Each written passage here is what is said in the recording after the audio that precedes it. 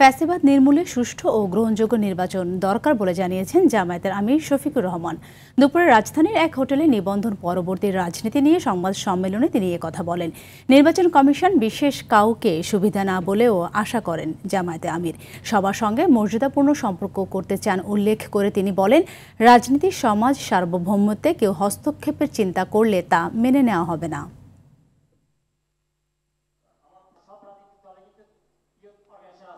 আজকেও যদি ইলেকশন আমি দেখি যে এটা আসলে সমতল মাঠ তৈরি হয়ে গেছে এবং এখন ফেয়ার ইলেকশনের পক্ষে জাতি প্রস্তুত, সকল অর্গান প্রস্তুত, সেই ইলেকশনে তো আমরা যাব, আমাদের তো যেতে কোনো সমস্যা নেই।